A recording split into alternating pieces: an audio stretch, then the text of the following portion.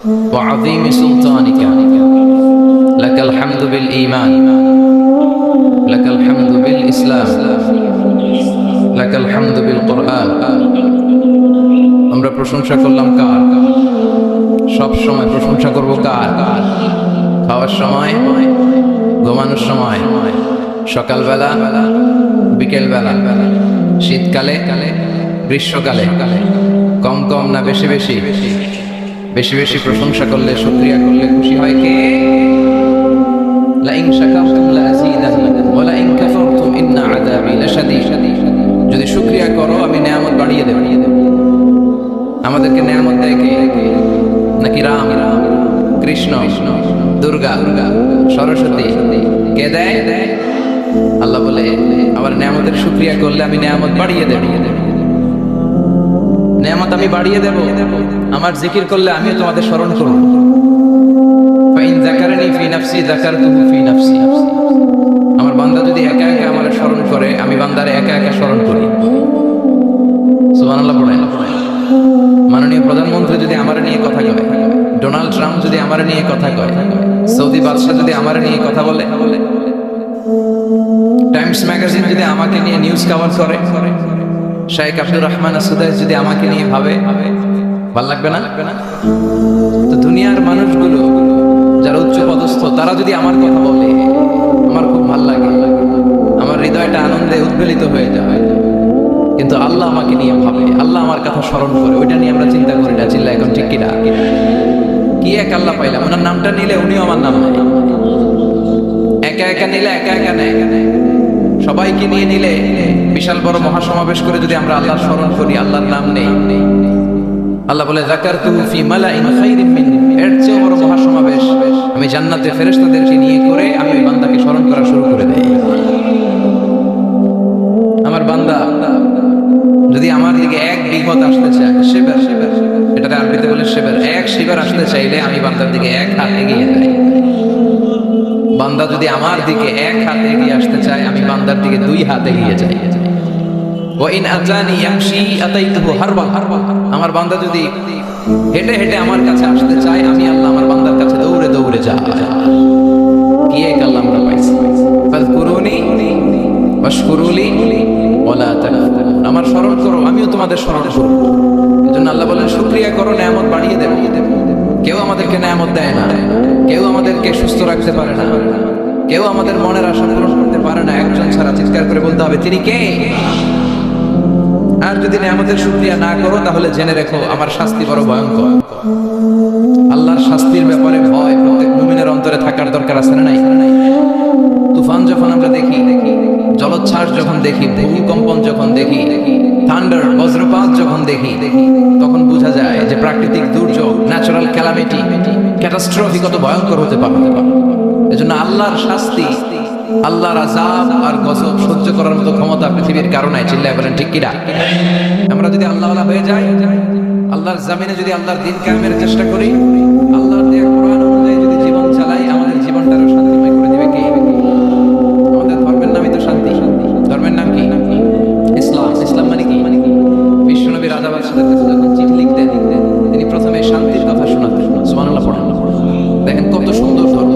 আর আমাদেরকে ওরা শান্তি শেখায়, আমাদেরকে মানবাধিকার শিখায়, মানবাধিকারের কথা, শান্তির কথা মানায় একজনের মুখে। তিনি হচ্ছেন মুহাম্মদ সাল্লাল্লাহু। গোটা বিশ্ব তার কাছে ঋণী, তার কাছে কৃতজ্ঞ। তিনি শুধু দিয়েছেন, দেন নাই। সুবহানাল্লাহ পড়েন। তিনি বলেছেন সালামুন আলা মান ইত্তাবাআল হুদা। যাদের কাছে বিশ্বনবী চিঠি পাঠাতেন, তিনি লিখতেন সালাম মানে শান্তি, শুরুতেই শান্তি। কাদের প্রতি? আলা মান ইত্তাবাআল হুদা, যারা হেদায়েতকে অনুসরণ করে। রাজা বাদশাদের কাছে বিশ্বনবী চিঠি পাঠাতেন, শান্তির বাণী পাঠাতেন, তারপর লিখতেন আসলিম তাসলাম। ইসলাম মানো শান্তিতে থাকবে। কিন্তু এই ইসলামের কথাকে, এই শান্তির বাণীকে অনেকে সহ্য হয় না। আসলে নাই এদেশের লোকা পাঠা আসলে নাই। এরা ইসলামের প্রচার আর প্রসারকে নাম দিয়েছে মোল্লাতন্ত্র। কি নাম দিয়েছে? ইসলামের বিজয় এদের ভালো লাগে না, ইসলামের গণজোয়ার, অগ্রযাত্রা এদের ভালো লাগে না। আল্লাহ বলে মুতু বিগাইযিকুম, তোদের রাগ, তোদের ক্রোধ, তোদের আফসোস নিয়ে তোরা মর। ইসলামের তোরা কিছু করতে পারবি না। চিল্লায় বলেন ঠিক কিনা? জগৎ বিখ্যাত মুহাদ্দিস আহমদ শফীকে গালি দেয়, সংসদে বসে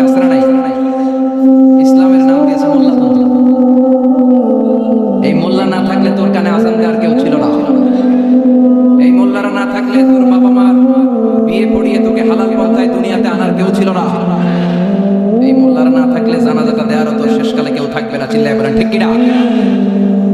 সে ইসলাম পন্থীদের গালি দেয়, আহমদ শফির মতো এত বড় জগৎ বিখ্যাত মুহাদ্দিসকে গালি দেয়, কিন্তু বাংলার জমিনের তাওহীদ প্রিয় মুসলমান এদের কথায় কান দেয় না। এরা কাদের লেজে পাড়া দিয়ে ক্ষমতায় গিয়েছে সবার জানা আছে, চিল্লায় বলে ঠিক কিনা? বাংলার জমিনের লোকজন তাহাজ্জুদ করে দোয়া করে আল্লাহ ঘরে ঘরে আহমদ শফি দাও, ঘরে ঘরে আল্লামা সাঈদী দাও, ঘরে ঘরে মুফতি আমিনী দাও, ঘরে ঘরে দেশপ্রেমিক আল্লাহওয়ালা নবীওয়ালা কোরআনওয়ালা লোক দাও, চিল্লায় বলে ঠিক কিনা? সংখ্যালঘুদেরকে নাকি মুসলমানরা অ্যাটাক করে, জীবনে শুনছেন?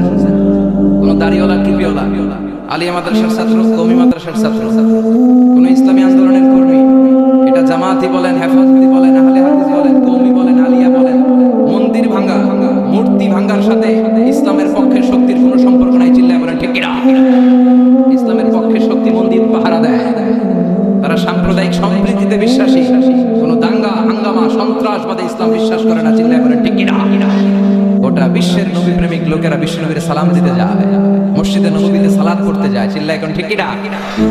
নবীরাও পবিত্র, নবীরা যেই জায়গায় মরে এরাও পবিত্র, কিন্তু এই মির্জা গোলাম আহমদ কাদিয়ানী সে বিশ্ব নবী যে লাস্ট মেসেঞ্জার এটা সে মানে না, এজন্য ওর মৃত্যু হয়েছে পায়খানার টাঙ্কির ভিতরে।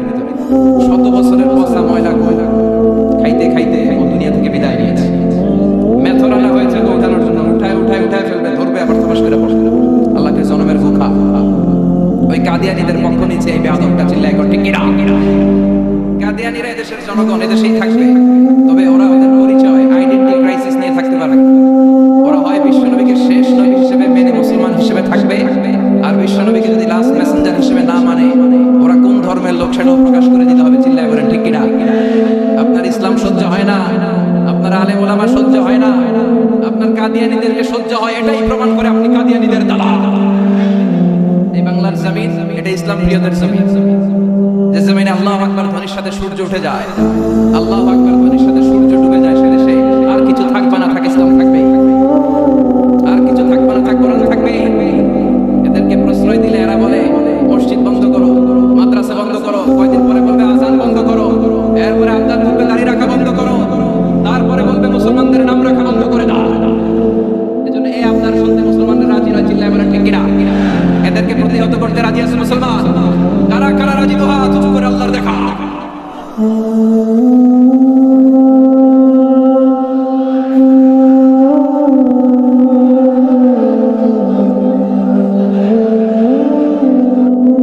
সূর্যরে ভেটকি মারলে সূর্যের কিছু হয়?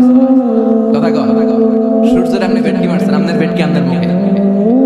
এজন্য ইসলামের আলোকে ওরা নিভিয়ে দিতে চায়। আল্লাহ বলে কিয়ামত পর্যন্ত ইসলামের বিজয়কে আমি আল্লাহ সমুন্নত রাখবো, চিল্লায় বলেন ঠিক কিনা? এই বেয়াদবরা এত বড় আলেমের বিরুদ্ধে কথা বলেছে, সারা বাংলাদেশে যে উত্তাল গণজোয়ার তৈরি হয়েছে, অবস্থা দৃষ্টে মনে হচ্ছে ওই আলেমের বাতের উপর মাল চাওয়া লাগবে, চিল্লায় এখন ঠিক কিনা? বাংলাদেশে একটা কথা কয়, নিন্দে পাখি বিন্দে, কথা বলে তসলিমা নাসরিন নারীদের নিয়ে বই লিখছে, নারীদের কোনো দেশ নেই, এরপরে বোরকার বিরুদ্ধে কথা লিখছে, শেষ পর্যন্ত সে বাংলাদেশে থাকতে পারে নাই। ওরে যখন ইন্ডিয়াতে লুকিয়ে নেওয়া হয়, ওর গায়ে বোরকা পরিয়ে নেওয়া লেগেছিল, চিল্লায় বলেন ঠিক কিনা? আমরা এদের হেদায়েতের দোয়া করি, আমরা প্রত্যেকের জন্য হেদায়েতের দোয়া করি প্রথমে। আর যদি হেদায়েত নসিবে না থাকে, কারুন সাদ্দাত নমরুদ আর ফেরাউনের যে দশা হয়েছে বাংলার জমিনের ইসলাম বিরোধী বেহায়াতের ওই দশা আল্লাহ তুমি করে দাও। প্রিয় ভাই ডক্টর মুফতি আবুল কালাম আজাদ বাশার ভাইকে কোরআনের জন্য কবুল করো, হায়াত দারাজ করো, তাকে তুমি সুস্থ রাখো। আমাকে রেখেছেন প্রধান বক্তা, খুব খুশি হয়েছি। ডক্টরও লাগেন নাই, আল্লামাও লাগেন না, আমি যা তাই লিখছি। মোহাম্মদ মিজানুর রহমান আসারি, অনেক শুকরিয়া। এই ডক্টর ফক্টর লাগাবেন না, আল্লামাও লাগাবেন না, আমার ডক্টরেট শেষ হয় না এখন, আর আমি আল্লামাও নই, কিন্তু লাগায় ফেলায় আল্লামা।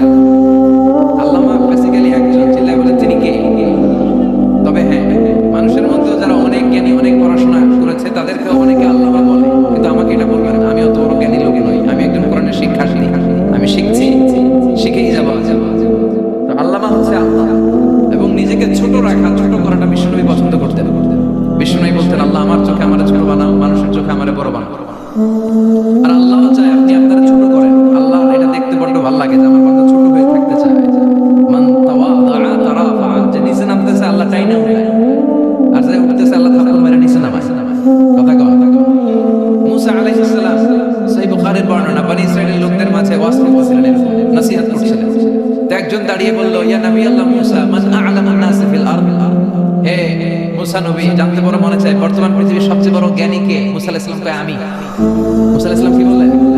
আনা। আসলে কথাটা ঠিক। আল্লাহ যখন যে নবীকে পৃথিবীতে পাঠায় তখন তাকে সবচেয়ে বেশি জ্ঞান দিয়ে পাঠায়, সেই হিসেবে ঠিকই উনি সবচেয়ে জ্ঞানী। কিন্তু উনি এইভাবে নিজেকে সবচেয়ে বড় জ্ঞানী বলে দিবে, এটা আল্লাহর পছন্দ হয় নাই। আল্লাহ চেয়েছিলেন মুসা আলাইহিস সালাম যেন বলে আল্লাহু আ'লাম, আল্লাহই জ্ঞানী। সুবহানাল্লাহ কইবেন না? কিন্তু তা না করে উনি কি করলেন?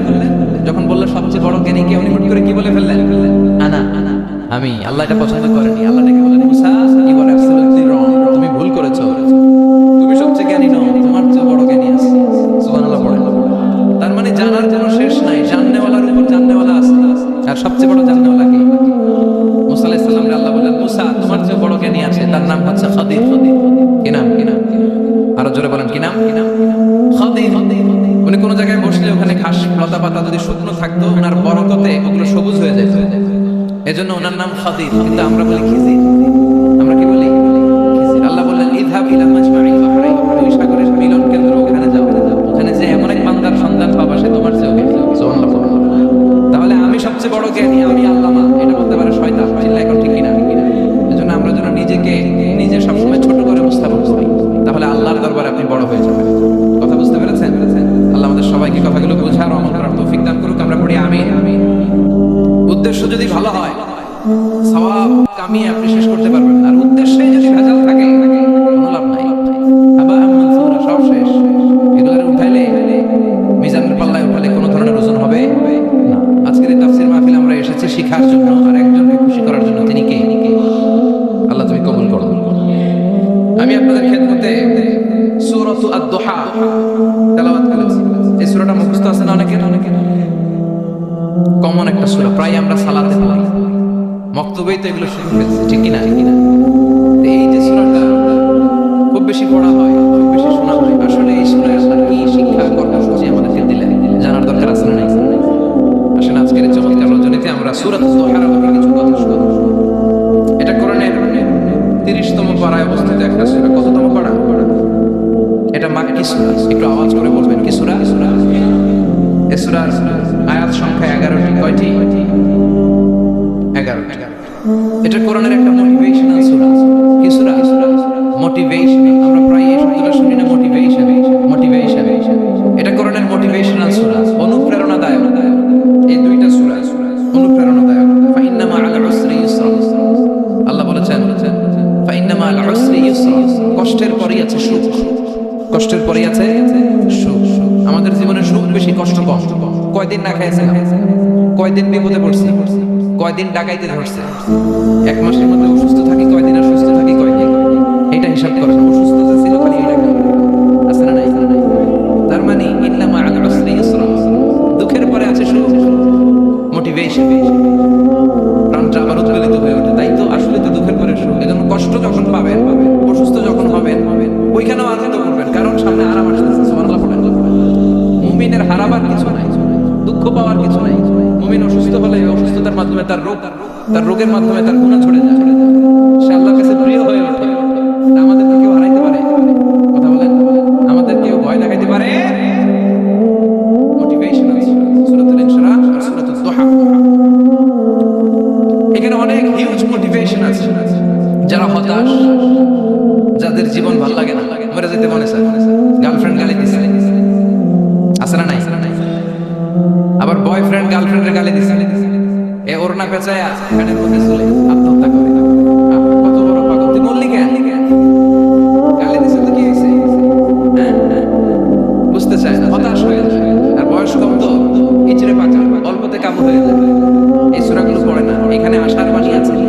আজকে আমি জানি কথা শোনাবো আপনাদেরকে, শুরুতে আগে সংক্ষেপে বলে দিই। এই সূরার মূল কথা হচ্ছে, মানে সেন্ট্রাল থিম বা সাবজেক্ট ম্যাটার, সূরাতুদ দুহার কেন্দ্রীয় আলোচ্য বিষয় হচ্ছে নিরাশ হবেন না, হতাশ হবেন না, হাল ছাড়বেন না, ভরসা রাখবেন কার উপর? মুমিনরা নিরাশ হয়, হতাশ হয়, হাল ছাড়ে, নাকি ভরসা রাখে? কার উপর ভরসা? কার উপর? না নৌকার উপর? ধানের শীষ, লাঙ্গল, হাত পাখা, দাড়িপাল্লা, ভরসা থাকবে একজনের উপর। চিল্লায় বলেন, তিনি কে? হতাশ যারা, ফ্রাস্ট্রেটেড আপসেট পিপল, তাদের জন্য, হতাশ ব্যক্তিদের জন্য এই সূরাটা একটা আলোর পত্রিকা, একটা আলোর মশাল। এই সূরাটা পড়লেই হতাশ ব্যক্তিরা মনে শান্তি পায়, আশা ফিরে পায়, দিক ফিরে পায়, ঠিক কিনা? এই সূরাটা নাযিল হওয়ার একটা ব্যাকগ্রাউন্ড আছে, শুনবেন। বিষ্ণু ঈসা ইসলামের কাছে যখন ওহী নাযিল হতে শুরু করলো, বিষ্ণু ঈসা ইসলাম ওহীর কথাগুলো পৌঁছে দিতে লাগলেন। যাই নাযিল হতো বিষ্ণুনবী পৌঁছে দিতেন। বিশ্বনবী সাহাবাদের কাছে শেয়ার করে দিতেন, যেটাই নাযিল হতো তিনি পৌঁছে দিতেন, যেটাই, কারণ আল্লাহর আদেশ, ইয়া আইয়ুহার রাসূল বাল্লিগ মা উনসিলা ইলাইক, ও নবী আপনার কাছে আমি ওহী থেকে যা নাযিল করি সব পৌঁছে দেন, একটাও গোপন করা যাবে? আল্লাহর কাছ থেকে বিশ্বনবী যে সমস্ত মেসেজ, ইনফরমেশন, তথ্য, রেভেলেশন ওহী পেয়েছে, একটাও কি বিশ্বনবী গোপন করেছে? সব প্রকাশ করে গিয়েছে, সব শেয়ার করে গিয়েছে। বিশ্বনবী শেয়ার করতে লাগলেন। সকালে যা নাযিল হয় শেয়ার করেন, দুপুরে নাযিল হয় শেয়ার করেন, রাতে নাযিল হয় শেয়ার করেন, শেয়ার করতে লাগলেন। কিন্তু কি অবাক করা কাণ্ড, হঠাৎ করে এই ওহী আসার ধারাবাহিকতা আল্লাহ বন্ধ করে দিলেন। ওহী আর আসে না, আকাশ থেকে নতুন তথ্য আর নামে না। ঘটনা কি? ওহী আসে না কেন? তথ্য আসে না কেন? জিবরাইল আসে না কেন? কোন বর্ণনায় এসেছে 15 দিন, কোন বর্ণনায় 1 মাস, 3 মাস, এমনকি 6 মাস পর্যন্ত বর্ণনা পাওয়া যায় যে বিশ্বনবীর কাছে 6 মাস ওহী আসে না। বিশ্বনবী তো অবাক, ঘটনা কি? ওহী নামে না কেন? আর ওহী না আসলে তো বিশ্বনবী শেয়ার করতে পারে না। এতদিন যা আসতে বলে বেড়াতে, এখন আসেও না, বলতেও পারে না। কাফির মুশরিকরা বিশ্বনবীর গালি দিতে শুরু করলো, মুহাম্মদের রব মুহাম্মদের ভুলে গেছে, মুহাম্মদের আল্লাহ মুহাম্মদের ছেড়ে দিয়েছে। বিশ্বনবীর চাচি আবু লাহাবের স্ত্রী উম্মে জামিল বলতে শুরু করলো, কি মুহাম্মদ, তোমার শয়তানটা তোমার কাছে আসে না? শয়তান দ্বারা তিনি জিবরাইলকে বুঝিয়েছেন যে তোমার জিবরাইল তোমার কাছে আসে না। এভাবে সবাই গালমন্দ করতে শুরু করলো যে মুহাম্মদের আল্লাহ মুহাম্মদকে ভুলে গিয়েছে। বিষ্ণু ইসলাম নিজেও হতাশ হয়ে গেলেন, কি রে ওহী আসে না কেন? আমার কোনো ভুল হচ্ছে না তো? আমার কোনো অপরাধ হয়ে গেল না তো? আল্লাহ কি আমার উপর অসন্তুষ্ট হয়েছেন? আল্লাহ কি আসলেই আমারে ভুলে গেছেন? আল্লাহ কি আমাকে ত্যাগ করেছেন? তিনি কি আমার উপর রেগে আছেন? আমরাও মাঝে মাঝে হতাশ হয়ে পড়ি, এরকম হতাশ লোক আছে না? কি রে, আমার দোয়া কবুল হয় না কেন? আল্লাহ আমার ডাকে সাড়া দেয় না কেন? আমার জীবনে এত দুঃখ কেন? আমার জীবনে তো ভালো কিছু হয় না, খালি সব কষ্ট আমার কেন? এরকম আছে না? এরকম হতাশদের জন্য এই সূরাটা একটা আলোক পত্রিকা, মোটিভেশনাল সূরা। আলহামদুলিল্লাহ পড়েন। বিশ্বনবীকে আল্লাহ আশ্বস্ত করলেন আর এই সূরাটা নাযিল করলেন আর বললেন, ওয়াদ-দুহা, ওয়াদ-দুহা, দুহা মানে আলো, দুহা মানে আলো, প্রভাতের সূর্য কিরণের শপথ। Look up, the sunlight, it's a very beautiful day out here. নবী হতাশ হবেন না, বেরোন, সকালের সূর্যের কত সুন্দর, কি ঝলঝলে পৃথিবী, ফকফকে আর তকতকে, দেখলেই মনটা ভরে যায়, ঠিক কিনা? রাতে ঘুমাবেন কিভাবে? আবার সবসময় ঘুটঘুটে অন্ধকার, আলো নাই, ভালো লাগে? ক্ষেত খামারে চাষ করা লাগবে না, বাজারে যাওয়া লাগবে না। তার মানে আলোরও দরকার আছে, অন্ধকারেরও দরকার আছে। এটা দিয়ে আল্লাহ বুঝাতে চাইলেন, নবী ওহী নাযিল করার দরকার আছে, মাঝে মাঝে ওহী বন্ধ রাখা আপনার বিশ্রাম দেওয়ার দরকার আছে। চিৎকার করে বলেন আল্লাহু আকবার। এজন্য আল্লাহ বললেন, ওয়াদ-দুহা ওয়াল-লাইলি ইযা সাজা মা ওয়াদ্দা'আকা রাব্বুকা ওয়া মা ক্বালা ওয়ালাল আখিরাতু খায়রুন লাকা মিনাল উলা। সুবহানাল্লাহ। ও নবী, প্রভাতের সূর্য কিরণের শপথ, নিঝুম নিস্তব্ধ রাত্রিবেলার শপথ, আলো আর অন্ধকারের শপথ করে আমি বললাম, আপনার প্রভু আপনারে ভুলে যায় নাই, আপনার উপর অসন্তুষ্ট হয় নাই। আমি আল্লাহ ইচ্ছা করে ওহী বন্ধ রেখেছি, কারণ ওহীর একটা পাওয়ার আছে। বারবার ওহী রিসিভ করলে আপনার স্নায়ু এটা সহ্য করতে পারবে না, আপনার দেহ এটারে বরদাস্ত করতে পারবে না। নবী, আমি আপনার প্রতি এত রহম দিল, এত ভালোবাসি, বারবার ওহী নিতে নিতে আপনার যে কষ্ট হয়, এই কষ্টটা আমার আল্লাহর সহ্য হয় না। এজন্য আমি আল্লাহ ইচ্ছা করে কিছুদিন ওহী বন্ধ রাখছি। সুবহানাল্লাহ পড়েন। মাঝে মাঝে বিশ্বনবী সাহাবাদের রানের উপরে, পায়ের উপরে মাথা দিয়ে শুয়ে পড়তেন। যায়েদ বিন হারেসা বিশ্বনবীর পালক পুত্র, তার পায়ের উপরে মাথা রেখে বিশ্বনবী একবার কথা বলতে বলতে ঘুমিয়ে পড়লেন, ঘন্টাখানেক ঘুমালেন। যায়েদ বিন হারেসা বলে, আমার কাছে তেমন কোনো কষ্টই হচ্ছে না, বিশ্বনবীর মাথাটা খুব বেশি ওজন মনে হচ্ছে না। ঘন্টাখানেক পর বিশ্বনবী চোখ খুললেন আর খোলা মাত্রই ওনার উপর ওহী কোরআনের আয়াত নাযিল করতে শুরু করলো। কে? যায়েদ বিন হারেসা বলে, যখনই কোরআনের আয়াত নাযিল হতে শুরু করলো, আমার মনে হচ্ছে বিশ্বনবীর মাথাটা 50-60 কেজি ওজন বেড়ে গিয়েছে। বিশ্বনবীর মাথার ওজনে আমার পায়ের রান ফেটে যাবে, আমার পায়ের হাড়ি ফেটে যাবে, আমার পাটা ভেঙে খান খান হয়ে যাবে মনে হচ্ছিল। তার মানে কোরআনের আয়াত যখন নাযিল হয়, বিশ্বনবীর উপর একটা প্রেসার আছে না নাই? এই জন্য আল্লাহ বললেন, নবী আমি আপনার ভুলে যাই নাই। কাফেররা যেমনি আপনার গালি দেয় যে আমি আপনার ভুলে গিয়েছি, আপনার উপর আমি অসন্তুষ্ট, নেভার, অসম্ভব। আমি আপনার আপনার উপর কখনো অসন্তুষ্ট নই, বরং আমি ইচ্ছা করি আপনার উপর থেকে প্রেশার কমিয়ে দেওয়ার জন্য কয়েকদিন ইচ্ছা করে আপনার ছুটিতে রাখছি। সুবহানাল্লাহ পড়েন, যাতে করে আবার এনার্জি গায়ে নেওয়ার পরে নতুন করে কোরআনের আয়াত রিসিভ করার জন্য আপনি সক্ষম হন। চিল্লায় পড়তে হবে আল্লাহু আকবার। এজন্য আল্লাহ বললেন ওয়াদ-দুহা ওয়াল-লাইলি ইযা সাজা মা ওয়াদ্দা'আকা রাব্বুকা ওয়া মা ক্বালা ওয়ালাল আখিরাতু খায়রুল লাকা মিনাল উলা। এরপর আল্লাহ বললেন নবী ওয়ালাল আখিরাতু খায়রুল লাকা মিনাল উলা, and verily indeed the hereafter is far better for you than this dunya. এই দুনিয়ার চেয়ে আপনার জন্য আখিরাতটা অনেক দামি। খায়রুল লাকা মিনাল উলা, এই দুনিয়ার চেয়ে আখিরাতটা অনেক শ্রেষ্ঠ। এতে আল্লাহ বললেন দুনিয়ার চেয়ে আখিরাত শ্রেষ্ঠ, আর এতে আল্লাহ বললেন দুনিয়ার চেয়ে আখিরাত হলো স্থায়ী। ঠিক কি না? বাল তুফিরুনাল হায়াতাদ দুনিয়া ওয়াল আখিরাতু খায়রুন ওয়া আবকা।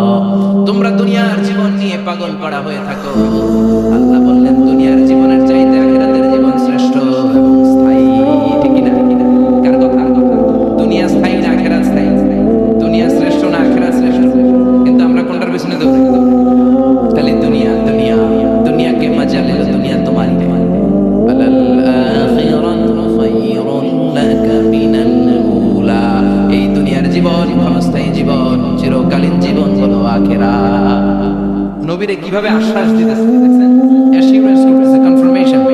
এই সূরাটাতে শান্তির সূরা, মোটিভেশনের সূরা, প্রেরণার সূরা, ইন্সপাইরেশনের জায়গা। প্রতিটা আয়াতে আপনি ইন্সপাইরেশন পাবেন, প্রতিটা আয়াতে আপনি উজ্জীবিত হবেন, সজীব হবেন, এনথুসিয়াস্টিক এন্ড এনার্জেটিক হবেন, আপনি এনার্জি ফিরে পাবেন। আলহামদুলিল্লাহ পড়েন। এরপরে বিশ্বনবীর আরো খুশি করার জন্য আল্লাহ বললেন ওয়ালা সাউফা ইউতিকা রাব্বুকা ফাতারদা। ও নবী, অচিরে এমন এমন জিনিস আমি আপনারে দান করব, এগুলো পেয়ে আপনি খুশি হয়ে যাবে।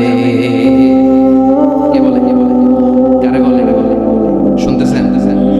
বুঝতেছেন? কষ্ট হচ্ছে না তো? ওয়ালা সাউফা ইউতিকা রাব্বুকা ফাতারদা। অচিরে এমন এমন জিনিস আমি আল্লাহ আপনারে দান করব। ওরা আপনারে গালি দেয়, ওদের কথা আপনার মন খারাপ, আপনি হতাশ, ভয় পাবেন না, হতাশ হবেন না, নিরাশ হবেন না, আমার উপর ভরসা রাখেন না। এমন এমন জিনিস আমি আপনারে দেব, ওগুলো পেয়ে আপনি খুশি হয়ে যাবেন। সুবহানাল্লাহ পড়েন। অচিরেই আপনার রব আপনাকে এমন এমন জিনিস দান করবে নবী, এগুলো পেয়ে আপনি খুশি হয়ে যাবেন। কিভাবে নবী খুশি হয়েছে, কিভাবে নবীর আল্লাহ খুশি রাখবে শুনবেন? শুনবেন? দেখেন খেয়াল করে বুঝতে হবে কিভাবে আল্লাহ তাআলা বিশ্বনবীকে খুশি করেন। দেখেন বিশ্বনবীর প্রথম কথায় খুশি করলেন। বিশ্বনবী মক্কার জমিনে দাওয়াতি কাজ যখন শুরু করলেন, তিনি দেখলেন বিশ্বনবী খুব ভালো অ্যানালাইসিস করতেন। তিনি মক্কার সোসাইটিটাকে, সমাজটাকে বিশ্লেষণ করে অ্যানালাইজ করে উনি দেখলেন যে এই মক্কায় দাওয়াতি কাজের একটা শক্ত অবস্থান নিতে হলে দুইজন লোকের একজন আমার চাই। সুবহানাল্লাহ পড়েন। কি বিশ্লেষণ, কি চিন্তা শক্তি উনি খেটে ফেললেন। উনি বুঝে ফেললেন সবাইকে দেখে যে দুইজনের একজন আমার সাথে না থাকলে আমার দাওয়াতি কাজ করানো কষ্ট হয়ে যাবে। এজন্য গভীর রাতে তাহাজ্জুদের নামাজ শেষে আল্লাহর কাছে কেঁদে বিশ্বনবী দোয়া করে, আল্লাহুম্মা আইজ্জাল ইসলাম বিআহাব্বির রাজুলাইনি ইলাইক। আল্লাহ, দুইজন লোকের যেই লোকটারে তোমার দরবারে মকবুল মনে হয়, ভালো লাগে, পছন্দ হয়, তাদের একজনকে ইসলামের ভেতরে ঢুকিয়ে দিয়ে ইসলামকে তুমি বিজয় দান করে দাও। ও আল্লাহ, দুইজনের একজনকে আমার চাই। একজন হলো আবী জাহল ইবনে হিশামের বেটা আবু জাহল, ও উমর ইবনে খাত্তাব অথবা খাত্তাবের বেটা উমর। সুবহানাল্লাহ পড়েন। সাথে সাথে দোয়া কবুল করলো কে? কার জন্য করলো? নাকি আবু জাহেলের জন্য? আবু জাহেলের জন্য। সামনে পর্দা ছিল, পর্দা সরায় না, ওর অন্তরে পর্দা, ও পর্দা উঠে সত্যটা দেখতে চায় না। এজন্য ওর জন্য গোটা বিশ্ববাসীর আছে ঘৃণা। ও যেখানে মারা গেছে, ওর যেখানে জন্মস্থান, ওইখানে সৌদি সরকার ল্যাট্রিন বানাই দিচ্ছে। ঘৃণার প্রতীক। ওইখানে তো অন্য কিছু বানাইতে পারে না, ল্যাট্রিন বানাইতে যাবে। গোটা বিশ্বের মানুষ যেন এটা মরাই দিয়ে আসতে। কথা বলে এই বেয়াদবটার জন্য আল্লাহ দোয়া কবুল করেন। ওমর ফারুক রাগী ছিলেন, কিন্তু সত্য প্রকাশে, সত্য গ্রহণে আকর্ষী। সত্য দেখলেই উনি মেনে নিতেন। এটা জাহেলি যুগে ওনার মধ্যে এই গুণ ছিল। আল্লাহু আকবার। বিশ্বনবীকে দেখে দোয়া করে, আল্লাহ, মক্কার জমিনে এই দুইজনের একজন যদি কালেমা না পড়ে, মক্কার জমিনে দাওয়াতি কাজ চালিয়ে যাওয়া কঠিন হয়ে যাবে। হয় হিশামের বেটা আবু জাহেল কিংবা খাত্তাবের বেটা ওমরকে তুমি ইসলামে ঢুকাও। আল্লাহ ওমরের জন্য দোয়া কবুল করলেন। বিশ্ব তখনও বুঝতে পারেন এই দোয়াটা কার জন্য কবুল। হঠাৎ ওমরে ফারুক বিশাল একটা নাঙ্গা তলোয়ার নিয়ে বিশ্বনবীকে হত্যা করার জন্য ছুটে এলো। বিশ্বনবী তখন মক্কার আরকাম ইবনে দারুল আরকামের পরে সাফা পাহাড়ের পাদদেশে লুকিয়ে লুকিয়ে দাওয়াতি কাজ করতেন। আশেপাশে সাহাবীরা বসে। বিশ্বনবীর চাচা হামজা ইবনে আব্দুল মুত্তালিব বললেন, নবী তাড়াতাড়ি পালিয়ে যান, ওই যে দেখা যায় ওমরে ফারুক তলোয়ার নিয়ে আপনারে মারতে আসছে। বিশ্বনবী বললেন, চাচা সরে যান, সাহাবীদেরকেও সরে যেতে বলেন, দরজাটা খুলে দেন, ওমরকে আসতে দেন। আমার তো মনে হচ্ছে ওই যে তাহাজ্জুদের নামাজ পড়ে আল্লাহর কাছে কেঁদে কেঁদে আমি দোয়া করেছি, আমার দোয়াটা আজকে কবুল হতে চলেছে। আমার তো মন বলছে আল্লাহ দোয়াটা কবুল করবে, দরজা খুলে দেন। ওমর ফারুক চলে আসলেন, এসে তলোয়ার রেখে দিয়ে আঙ্গুল উঁচু করে বলেন, আশহাদু আল্লা ইলাহা ইল্লাল্লাহ, আশহাদু আন্নাকা মুহাম্মাদ রাসূলুল্লাহ। সুবহানাল্লাহ পড়েন। কি আল্লাহর জ্যোতি এসে ওমর ফারুকের হৃদয়টাকে নুরানি করে দিল। এই তলোয়ার রেখে ঘোষণা দিলেন, আশহাদু আল্লা ইলাহা ইল্লাল্লাহ ওয়া আশহাদু আন্নাকা মুহাম্মাদ আবদুল্লাহি ওয়া রাসূলুহু। বিশ্বনবী খুশি হয়ে গেলেন। ফাতারদা ওয়ালা সাওফা ইউতিকা রাব্বুকা ফাতারদা। নবী অচিরে এমন এমন জিনিস একটার পর একটা আমি আপনাকে দান করব, এগুলো পেয়ে আপনি খুশি হয়ে যাবেন গো নবী। আপনার অন্তরে দুঃখ, কষ্ট, হতাশা, আপসেট হওয়ার মানসিকতা, ফ্রাস্ট্রেশন কিছু আল্লাহ রাখবো না। ওয়ালা সাওফা ইউতিকা রাব্বুকা ফাতারদা। অচিরে এমন এমন জিনিস আমি আল্লাহ আপনাকে দেব, আপনি খুশি হয়ে যাবেন। বিশ্বনবীর সাহাবা সাইয়েদনা সাইয়েদ রাদিয়াল্লাহু তাআলা কুয়া থেকে পানি এনে বিশ্বনবীর গা থেকে রক্তগুলো ছেড়ে ফেলে দেয়। বিশ্বনবীর গায়ের মধ্যে পানি দিয়ে হাত পাগুলো ধুইয়ে দেয়। বিশ্বনবী কাঁদে, কাঁদে, রহমতের নবী কাঁদে, আরেকজনের জন্য কাঁদে, নিজের কোনো লাভ নাই। মায়ের খাইছে, ওরা যেন বাঁচে জাহান্নামের আগুন থেকে। সুবহানাল্লাহ কইবেন না? ওদেরকে বাঁচাইতে আসছিল জাহান্নামের বাইরে থেকে, জাহান্নামের শাস্তি থেকে ওদেরকে বাঁচানোর জন্য নবী মায়ের খেয়েছে। চিল্লায় কোন ঠিক কিনা? কেঁদে কেঁদে বিশ্বনবী হয়রান। সাইয়েদ রাদিয়াল্লাহু তাআলা বিশ্বনবীর সান্ত্বনা দেন, নবী কাঁদবেন না। হামলাতুল জিবাল, পাহাড় মক্কি ফেরেশতারা এসে বলে, নবী আপনি শুধু অর্ডার করেন, এই যে পাহাড়ের গিরিপথ, এই দুইটা গিরিপথ, এই দুইটা পাহাড় এমন ভাবে দুই দিক থেকে চাপা দেব গো নবী, তায়েফের সবগুলো ছেলের মুহূর্তের মধ্যে ধূলিসাৎ করে দেব। বিষ্ণুই বললেন, না আমি ক্ষমা করে দিলাম, আমি ক্ষমা করে দিলাম। আমার গায়ের উপরে যারা অত্যাচার করে এর কোনোটার প্রতিশোধ আমি নেই না, আমি শুধু প্রতিশোধ নেই যারা ইসলামের বিরোধিতা করে। চিল্লায় বলেন ঠিক কিনা? বিশ্বনবীকে আঘাত করা হয়েছে, তার গায়ে শারীরিক কষ্ট, এটার শাস্তি বিশ্বনবী দিতেন, কখনোই দিতেন না, ক্ষমা করে দিতেন। কিন্তু ইসলামকে মারাত্মক ভাবে যদি ইসলামের বিরুদ্ধাচরণ কেউ যদি করতো, শুধু তাদের উপর বিশ্বনবী তলোয়ার চালাতেন। চিৎকার করে বলতে হবে ঠিক কিনা? বিশ্বনবী কাঁদলেন। কেঁদে কে বিশ্বনবীর কান্না নিজের জন্য কাঁদে না, ওদের জন্য কাঁদে। আর বললেন, না ফেরেশতারা ওদেরকে তোমরা মেরে ফেলো না, হয়তো ওরা কালিমা পড়ে না, ওদের ভবিষ্যৎ প্রজন্মদের মধ্যে থেকে কেউ না কেউ কালিমার বাণী পড়বে। তাই হয়েছে। তায়েফে গেলে হৃদয়টা ঠান্ডা হয়ে যায়। মসজিদের মসজিদ, মসজিদ আর মসজিদ, আল্লাহ ওয়ালাদের ভিড়, চমৎকার এক পরিবেশ তায়েফের। বিশ্বনবী কেঁদে কেঁদে হয়রান। আল্লাহ রাসূলের উপর থেকে টের পাচ্ছে বিশ্বনবীর মনটা ভালো না। এত আশা নিয়ে ভরসা নিয়ে কোথাও জায়গা না পেয়ে তায়েফের এখানে আসলাম দাওয়াত দেওয়ার জন্য। তায়েফের ছেলেগুলো দাওয়াত দেন, আমার দাওয়াত কবুল করলো না। বিশ্বনবীর মনটা বড্ড খারাপ। বিশ্বনবী নামাজে দাঁড়িয়ে গেলেন। বিশ্বনবী নামাজে দাঁড়িয়ে তেলাওয়াত করছে। পাশ দিয়ে একদল জিন বিশ্বনবীর পাশ দিয়ে চলে যাচ্ছিল। একদল জিন জাতি চলে যাচ্ছে, আর বিশ্বনবীর তেলাওয়াত শুনে তারা থমকে দাঁড়ায়। ঘিরে এত সুন্দর কোরআন, এরকম তো শুনি নাই। ইনি কে? খোঁজখবর নিয়ে দেখলেন ইনি বিশ্বনবী। সুবহানাল্লাহ পড়েন। তারপরে এরা ছুটে গেল এলাকায় যে এরা ঘোষণা দেয়া শুরু করলো, ইন্না সামি'না কুরআনান আজাবা ইয়াহদি ইলা রুশদি ফাআমান্না বিহি। নিশ্চয় আমরা আজীব চমৎকার কোরআন তেলাওয়াত শুনে এসেছি। এই তেলাওয়াত সাধারণ তেলাওয়াত নয়, এই আয়াত দুনিয়ার মানুষের বানানো আয়াত নয়। এই আয়াতগুলো পাঠিয়েছে কে? এই আয়াতগুলো ইয়াহদি ইলা রুশদি, হেদায়েতের দিকে মানুষকে পথ দেখায়। তাই আমরা যারা এই তেলাওয়াত শুনেছি, আমান্না বিহি, তেলাওয়াত শুনে, কোরআন শুনে, বিশ্বনবীর কণ্ঠে তেলাওয়াত শুনে আমরা সবাই ঈমান এনে মুসলমান হয়ে গেলাম। কি নবী, ওনার ভালো করা, মন ভালো করে দেয় আল্লাহর কাছে। সুবহানাল্লাযী আসরা বিআবদিহি লাইলাম মিনাল মাসজিদিল হারামি ইলাল মাসজিদিল আকসা। এখানে বলা হলো ইসরার কথা, আর মেরাজ সাব্যস্ত হয়েছে হাদিস দ্বারা। জোরে কোন ঠিক কিনা? মেরাজ নিয়ে গেলেন, ঊর্ধ্ব জগতের ভ্রমণে নিয়ে গেলেন। জিবরাইল ডেকে বললেন, ও জিবরাইল, আমি জানি বিশ্বনবীর মন খারাপ, স্ত্রী নাই, চাচা নাই, তুমি বিশ্বনবীরে নিয়ে আসো তো, আমার দরবারে নিয়ে আসো, আমার সাথে কিছু সময় কাটাবে, আমার সাথে কথা বলবে। বলে সাউফা ইউতিকা রাব্বুকা ফাতারদা। ও নবী, এমন এমন জিনিস আপনার আমি দেব, এগুলো দিয়ে আমি আপনার মনটারে ভালো করে ফেলবো। চিল্লায় গেল সুবহানাল্লাহ। মেরাজ থেকে ফেরার পরে অত্যাচারের মাত্রা আরো বেড়ে গেল, কিন্তু অত্যাচারে মুমিন কখনো কাবু হয় না। জোরে কোন ঠিক কিনা?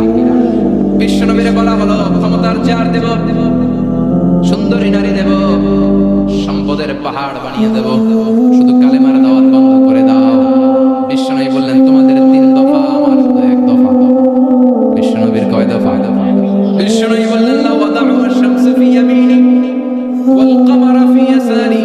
আকাশের সূর্যটা যদি ডান হাতে দাও, চন্দ্রটা যদি বাম হাতে দাও, যে কালিমার দাওয়াত দিতে আমি শুরু করেছি, এই দাওয়াতের রাস্তা থেকে কেউ আমার পিছনে সরাতে পারবে না, কেউ পারবে না।